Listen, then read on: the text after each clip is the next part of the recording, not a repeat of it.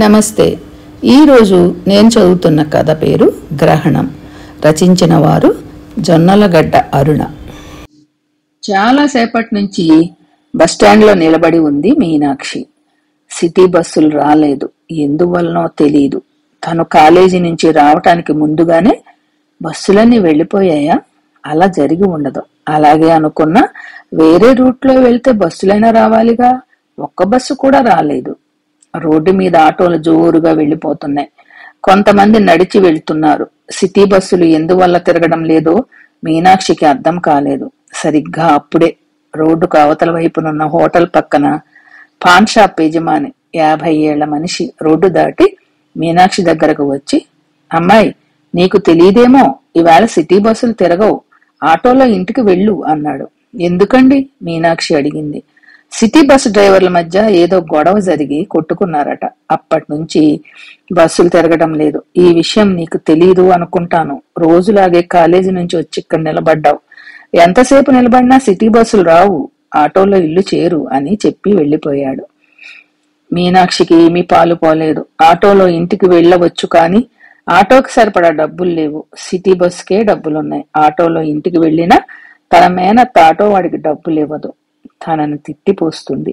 ఆమె ఒట్టి డబ్బు మనిషి, పరమ గయ్యాళి. నీతి నియమాలు లేవు, డబ్బే ప్రధానం.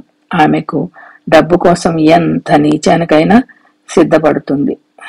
9వ తరగతి చదువుతున్నప్పుడు మీనాక్షి తల్లి అనారోగ్యంతో చనిపోయింది. మీనాక్షి తండ్రి శ్రీపాదం మళ్లీ పెళ్లి చేసుకోలేదు. మీనాక్షి ఒక్కటే కూతురు కావటంతో మీనాక్షిని చెల్లెలు సూర్యలక్ష్మి ఇంట్లో ఉంచాడు. మీనాక్షి పెంపకానికి చెల్లెలికి కొంత డబ్బు ఇచ్చే ఏర్పాటు చేసుకుని శ్రీపాదం కారు డ్రైవర్ గా పనిచేస్తున్నాడు. అతనికి కూతురు మీద చాలా ప్రేమ. అందుకే శక్తికి మించిన పనైనా మీనాక్షిని కాలేజీలో చేర్పించి చదివిస్తున్నాడు. మీనాక్షి ఇంటర్ చదువుతోంది. ఇంటర్ చదువుతున్నా డిగ్రీ పూర్తి చేసిన దానిలా కనపడుతుంది.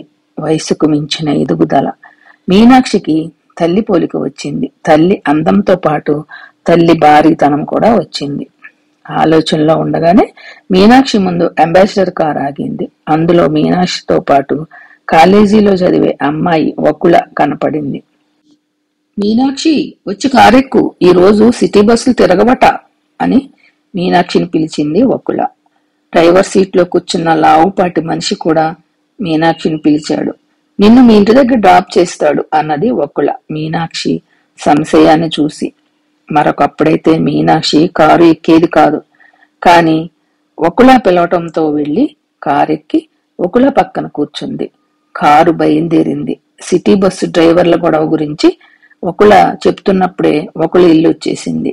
కారు దిగి మీనాక్షికి చెప్పి వకుల వెళ్ళిపోయింది. మీ ఇల్లు ఎక్కడ? కారు నడుపుతున్న మనిషి అడిగాడు. మీనాక్షి చెప్పింది. కారు బయలుదేరింది. కొంత దూరం వెళ్లి ఊరి బయట ఉన్న కాలనీలో ఒక మేడ ముందు ఆగింది. ఎక్కడ ఆపారేం? అనుమానంగా అడిగింది మీనాక్షి. ఈ ఇంట్లో నా భార్య అనారోగ్యంతో ఉంది. ఒక ముఖ్యమైన మందు సీసా ఇవ్వాలి. నువ్వు కూడా దిగిరా అన్నాడు. నేనెందుకు?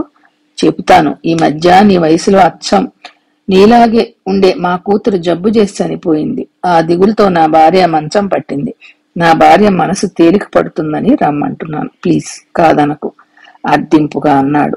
మీనాక్షిది జాలిగుండె. ఇంకేమీ ఆలోచించకుండా కారు దిగి అతని వెనకే వెళ్ళింది. అతను మేడ మీద ఒక పెద్ద గదిలోకి తీసుకెళ్లాడు. మీనాక్షి ఆ గదిలో అతను చెప్పిన అతని భార్య కోసం చూస్తున్నప్పుడు తలుపు మూసి బోల్ట్ వేశాడు. ఆ గదిలో ఎవ్వరూ లేరు. తలుపు మూయటం చూసి మీనాక్షి భయపడి, ఏమిటి మోసం, నేను వెళ్ళాలి, తలుపు తెరవండి అంది ఆందోళనగా. అతను నవ్వి, నువ్వు వెళ్ళలేవు, నిన్ను నీ అత్త నాకు అమ్మేసింది, డబ్బు కూడా ఇచ్చేశాను, అందుకే తీసుకొచ్చాను అన్నాడు. ఎవరు నువ్వు? నన్నేం చేయబోతున్నావు? నిజం చెప్పినా సరే నువ్వు నన్నేమీ చేయలేవు. నేను అమ్మాయిల బ్రోకర్ని. నీలాంటి అందమైన అమ్మాయిలను పట్టుకుని చెన్నై, ముంబై లాంటి మహానగరాల్లో ఉన్న బ్రోతల్ కంపెనీలకు అమ్ముతూ ఉంటాను. ఇది నా వృత్తి. నీ మేనత్త సూర్యలక్ష్మి నిన్ను నాకు అమ్మింది. డబ్బు కూడా ఇచ్చాను. అవకాశం కోసం చూస్తున్నాను. ఇవాళ వచ్చింది. నువ్వు చిక్కావు. ఇక్కడ నీకే లోటు ఉండదు. ఖరీదైన బట్టలు, నగలు, నీకు మంచి ఫ్యూచర్ ఉంటుంది. డబ్బుకు లోటు ఉండదు. దిగులు పడకు, నవ్వుతూ ఉండు అన్నాడు. మీనాక్షికి ఏడుపు వచ్చింది. ఏడుపు గొంతుతో, నేను నీ కూతురు లాంటిదాన్ని, నన్ను వదిలిపెట్టు అన్నది చేతులు జోడించి. అమ్మాయిల వ్యాపారం చేసే నాకు సెంటిమెంట్లుండవు. నాకు డబ్బే ముఖ్యం. నేను నా తమ్ముడి కూతుర్నే చెన్నై కంపెనీకి అమ్మేశాను అన్నాడు నవ్వుతూ. అరిచి గోల చేస్తాను బెదిరించింది మీనాక్షి. నువ్వు అరిచినా ప్రయోజనం ఉండదు. నీ అరుపులు ఎవ్వరికీ వినపడవు అని పెద్దగా నవ్వాడు. సరిగ్గా అప్పుడే బయట నుంచి ఎవరో తలుపును గట్టిగా నెట్టారు. బోల్టు ఊడి కింద పడింది. తలుపు తెరుచుకునగానే మీనాక్షి తండ్రి శ్రీపాదంతో పాటు 4 పోలీసులు లోపలికి వచ్చారు. వాళ్ళని చూసి అతడు పరిగెత్తపోయాడు. పోలీసులు అతన్ని గట్టిగా పట్టుకున్నారు. తండ్రిని చూసి మీనాక్షి సంతోషంతో, నాన్న, నేను ఇక్కడున్నట్లు నీకు ఎలా తెలిసింది అన్నది. నేను బస్టాప్ ముందు నుంచి కారులో వెళుతూ నువ్వు వీడి కారులో ఎక్కడం చూశాను. వీడి గురించి నాకు తెలుసు. వీడి పేరు జగదీష్. అమ్మాయిల బ్రోకర్ గా ఈ సిటీలో వీడికి మహా గొప్ప పేరుంది. వీడి కారును ఫాలో అయ్యాను.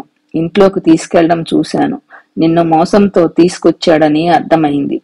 దాంతో పోలీసుని తీసుకొచ్చాను అన్నాడు శ్రీపాదం. జగదీష్ గింజుకుంటున్నాడు పోలీసుల చేతిలో. లక్ష్మి అత్తే నన్ను వీడికి అమ్మిందంట మీనాక్షి చెప్పింది. శ్రీపాదం పోలీస్ ఇన్స్పెక్టర్ తో అదే చెప్పాడు. ఎవ్వరినీ వదిలేదు. ఆమెకి శిక్ష తప్పదు. పదండి, ఆమెను కూడా పట్టుకుందాం అన్నాడు ఇన్స్పెక్టర్. అమ్మాయిల బ్రోకర్ జగదీష్ నెక్కించుకున్న పోలీస్ జీపు సూర్యలక్ష్మి కోసం బయలుదేరింది. ఈ కథ ఇంతటితో సమాప్తం. ఇది మీకు నచ్చినట్లయితే ఒక లైక్ చేయండి.